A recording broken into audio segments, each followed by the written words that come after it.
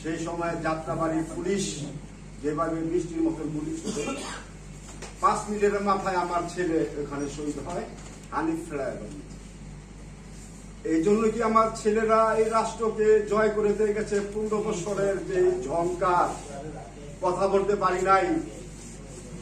আজ দেশ স্বাধীন করেছে আমাদের সন্তানরা। আজকে ভারতে বৈশা মিথ্যাচার যেসব সাংবাদিক ভাইয়েরা ভারতের মিথ্যাচার গুলা বলতেছে, আমরা আমাদের বাংলাদেশের সাংবাদিক ভাইদের কাছে শহীদ পরিবারের পক্ষ থেকে জোরালো ভাবে আমি একটা আবেদন করছি, আপনারা আপনাদের ভাষায় তাদেরকে জবাব দেন। সত্যিটা আমাদের কি হচ্ছে তাদেরকে জানান। আমি তো টিভি চ্যানেলে ওটা দেখি না, সেদিন দেখে খুব কষ্ট পেয়েছি। এই জন্য আমার সন্তানরা শহীদ হয়েছে।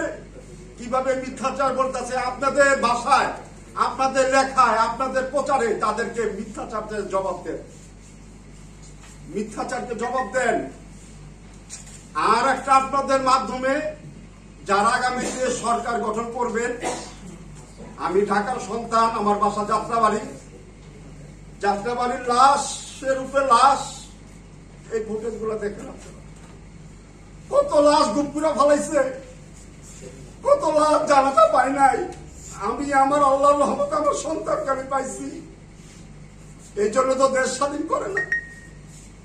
তাই আমি বলবো, যারা আগামীতে আপনাদের মাধ্যমে সরকার যারা গঠন করবেন, যারা নাকি শপথ গ্রহণ করবেন, প্রত্যেকটা শহীদ পরিবার যাতে একটা করে মেম্বার সেখানে উপস্থিত থাকে। আপনাদের মাধ্যমে সরকারকে আমি বার্তা দিতে চাই শহীদ পরিবার পক্ষ থেকে।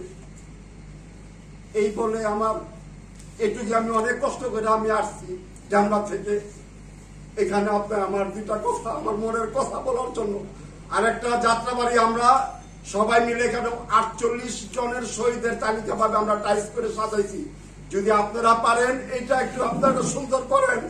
এখানে খারাপ কাজ লিপ্ত হয়, বিড়ি সিগারেটের এখানে ব্যবসা বাণিজ্য হয় রাত্রে, এই জিনিসগুলো আপনারা শহীদ যেভাবে আমরা টাইপ করে সাজাইছি, এটা আপনারা সবাই আগে আসেন।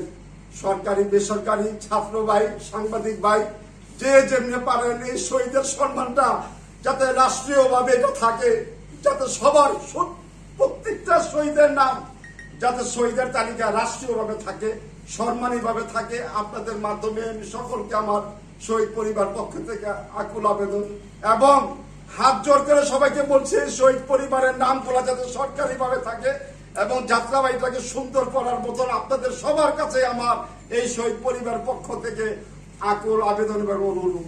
আসসালামু আলাইকুম ওয়া রাহমাতুল্লাহ। আমাদের শহীদরা মিরাজ, আমার ছেলের নাম মিরাজ, উনি একটা ফিলিং চার ছিল। আমাদের শহীদরা মূলত দিল্লির শত্রু, এটা তো বুঝতে পারে, ফলে এই চিহ্ন তারা মুছে দিতে চায়। বাংলাদেশের জনগণ এই প্ল্যাটফর্ম মিরাজের বাবার যে আকুতি, সে আকুতির সাথে ঐক্যমত পোষণ করছে এবং আমরা এটাকে আমাদের কর্মসূচি হিসেবে গ্রহণ করবো ইনশাআল্লাহ।